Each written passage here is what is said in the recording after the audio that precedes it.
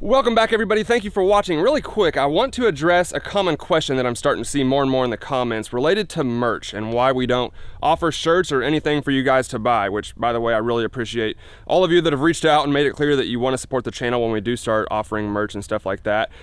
So we should have some soon. The truth is, I want it to be perfect, and I don't want to get screwed or put out a low quality shirt. You know, I want everything to be high quality and just do it the right way so I don't regret anything I put out. I'm kind of OCD that way. So my goal is by around 100,000 subscribers is when I would like to start having merch and stuff available for you guys to buy, which I think will probably get there a lot quicker than I originally thought we would, which is awesome. But that's the deal on the merch. We definitely will have some soon. It's just a matter of, you know, doing everything the correct way and making sure that I put out the best quality stuff for you guys, because that is really something that I just don't want to mess up. So, but it will be soon. All right, everybody, we have an exciting video for you guys today, because it's not very often that I get to shoot a caliber that I've literally never shot before. Plus, the gun's pretty sweet too. So here it is. As you can see, it is an AR-15, but this is not just any regular AR. It is an Aero Precision with lots of cool bells and whistles, which we'll get to more here in a minute. She's a beauty, and we're gonna keep the caliber a secret for now. But before we get started, I wanna take a minute to thank TurtleLakeTactical.com, because once again, they have provided the gun for us to use in this video. Visit their website. I believe it's back up and running, and they're starting to get some stuff back in stock over there, so I really appreciate all their support. But I'm excited to shoot this gun. I'm excited to make this video. Let's get started.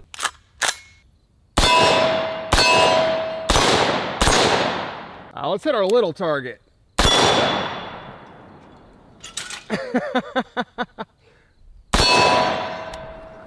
I love it. All right, so you might have noticed the recoil was a little more stout than a regular AR-15. So this is the 5.56. This is what most AR-15s are chambered in, and this is what we were just shooting. You can see quite a big difference between those two bullets. So this is actually the 350 Legend, which is a caliber that up until recently I was completely unfamiliar with. So the 350 Legend, from what I've read, was apparently designed, the bugs are insane out here right now, they're about to drive me crazy. So the 350 Legend is a caliber that up until recently I was completely unfamiliar with, and apparently from what I've read, it was designed for states like Illinois, which is very close by, and several other states that don't allow hunting with calibers like the 5.56, 308, most rifle calibers like that, but they do allow hunting with straight-walled calibers like the 350 Legend, 450 Bushmaster, etc. But what intrigued me most about the 350 Legend was when the ammo shortage hit back in early 2020, I noticed that the 350 Legend and the 450 Bushmaster both stayed on the shelves for months and months and months after everything else was completely cleared out. Now, most people will argue that's because, you know, most people don't like the 350 Legend or the 450 Bushmaster, or those calibers suck or whatever. There might be truth to that, but the bottom line is that there was ammo available in the 350 Legend when there was not ammo available in the 5.56. Now, ironically, I'm having more trouble finding 350 Legend than I am 5.56 now, just because most manufacturers have completely put all their energy into making the 4 or 5 main calibers that everybody wants. But during that ammo shortage, it made me strongly consider picking up one of these guns, just because the ammo was so much more available, at least around here, than any of the other calibers. So like I said, this is the Aero Precision 350 Legend AR-15, and there are too many cool bells and whistles on this thing to go over all of them. Turtle Lake Tactical sent this to me pretty much completely modded out and ready to go. We'll start up front. It's got a cool muzzle brake on it. Pretty loud, not like unbearable, but definitely does its job. And then the handguard on this thing is what I noticed when I first picked it up. I've dealt with some pretty thin handguards. I've got BCM rifles, and you know, they're known for having thin handguards, but this is by far the thinnest and probably the lightest weight handguard I've ever felt. I believe it's an Aero Precision as well, and the trigger on this thing is just insane. I believe it is a 3-pound or a 3.5-pound Timney trigger, and the first time I shot this earlier when I zeroed the rifle, I just couldn't believe it. Now, you might have noticed the recoil on this thing was a little more stout than a regular 5.56, which I didn't really expect. I didn't know what to expect, honestly. But when I came out here and zeroed the gun earlier, it definitely surprised me. I actually recorded it. I'll go ahead and run it here and notice my reaction and how bad I jump after I take that first shot. Look at that weird looking sucker. That trigger is filthy. Closer.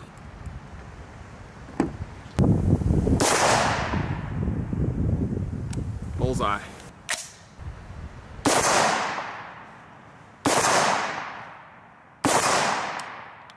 Perfect. So that was a combination of the recoil and the trigger. I did not expect that trigger to break, and it just surprised the crap out of me. Definitely one of the nicest triggers that I've ever felt. Just an overall awesome gun to shoot. It just feels great. So those first rounds that we shot were Supersonics, going about 2,400 feet per second. So similar to like a 7.62 by 39, pretty powerful stuff. But here we have Subsonics. These are going just over 1,000 feet per second, and obviously these are designed to be used with a suppressor. They are hollow points. Unfortunately, I don't have a suppressor out here that I can put on this thing, but I just want to feel what the recoil and the muzzle blast and all that is, if it's any different with the Subsonics. It also has an adjustable gas block in it, so I'm curious to see if it'll run both subs and supers on the same setting.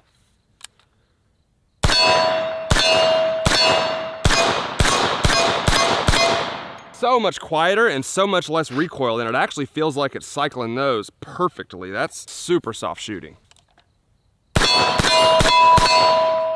Let's try some more of these Supersonics. These things are wicked looking. You can see they got that black pointed tip. I believe it's called an extreme point. They're 150 grain. There's not a ton of options for ammo with 350 Legend, obviously, because it's not the most common caliber, but I think these would do the job on just about anything, honestly.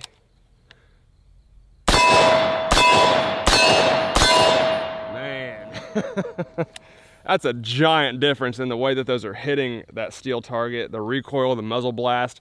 It just feels like a completely different caliber, but it's cool that it cycles both of them that reliably. All right, we got our two big juicy melons set up down there. We're gonna go Subsonic first and Supersonic second, see what the difference is. Subsonic. Big difference, huge difference.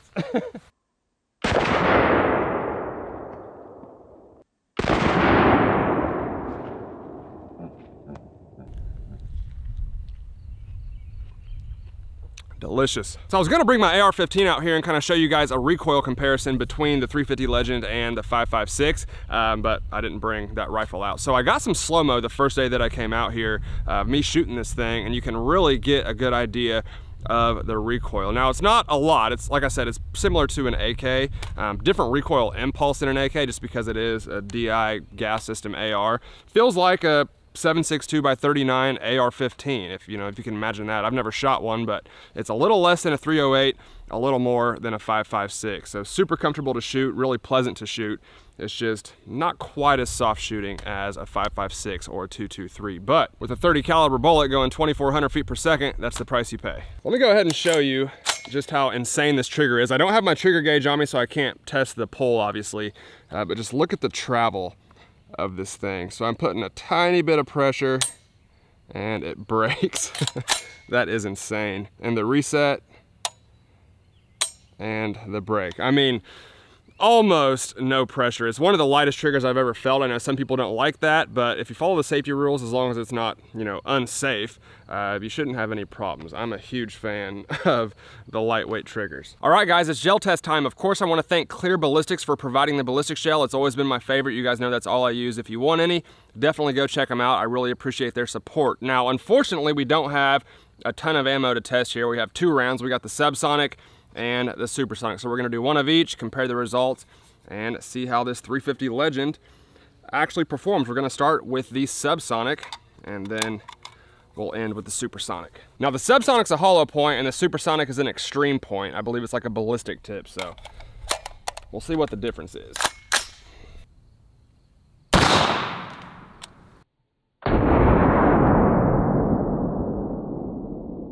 All right, so that was actually pretty impressive, but unfortunately it didn't stay in the gel. So we're gonna try one more Subsonic and see if we can keep that bullet in there. I wanna see what it looks like. I don't think that one stayed in there either. I heard it hit the backstop.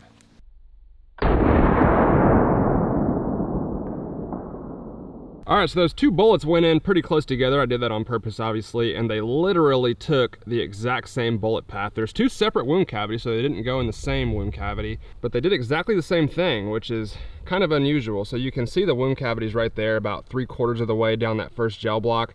Really big, really impressive. Then they dipped down, took a right-hand turn, went into our second gel block, and about 3 or 4 inches into that second block, they exited out the right-hand side. So unfortunately, we could not trap either of those bullets in there, but I mean, you can see they're getting plenty of penetration and doing quite a bit of damage in that gel. Not bad for 1,000 feet per second. All right, time for the big dog, the 150 grain extreme point, going 2,400 feet per second. Quite a big difference. Oh yeah. So it moved our gel block, which the first two didn't do, and I can see the damage from here. It's a bit more dramatic. All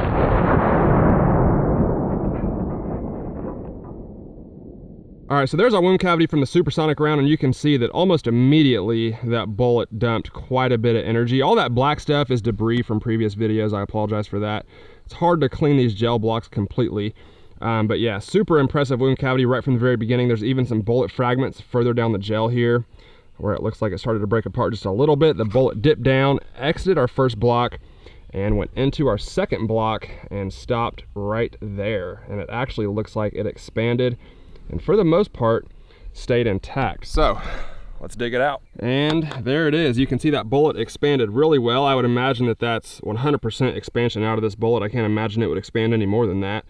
And it flattened out like a pancake, and overall just performed a lot better than I thought it would. I did not expect it to expand like that and stay in the ballistic shell like it did. So that's really impressive from that supersonic round. All right, everybody, well, that is going to conclude our first video on the 350 Legend Aero Precision AR-15. I gotta say, I'm pleasantly surprised with this thing. I didn't really have any expectations when I got it, and after shooting it for the day and getting used to it and, you know, kind of getting the hang of this thing, I'm a big fan of it. It's fun to shoot, it's pleasant to shoot, the ammo's super effective, and I can't really imagine too many circumstances where that 150 grain supersonic round would not be enough. It seems to be a pretty effective caliber to me. So hopefully I can get some more ammo for this so we can do some more experiments with it before I have to send it back. If you have any ideas of stuff you would like to see with the 350 Legend, please let me know down in the comments below. I would be happy to make those videos as well.